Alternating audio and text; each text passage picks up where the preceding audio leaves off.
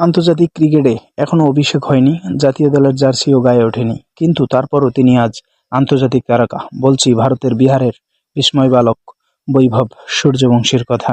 মাত্র কিশোর বয়সে তিনি এমন রেকর্ড গড়েছেন যা দেখে অবাক হয়েছে পুরো ক্রিকেট বিশ্ব।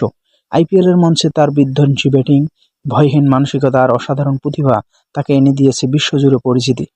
একের পর এক ছক্কা, ঝড়ো 50 আর ঐতিহাসিক সেঞ্চুরির মাধ্যমে বৈভব প্রমাণ করেছেন বয়স শুধু একটি সংখ্যা। আন্তর্জাতিক ম্যাচ না খেলেও তিনি আজ কোটি ভক্তের হৃদয়ের নায়ক।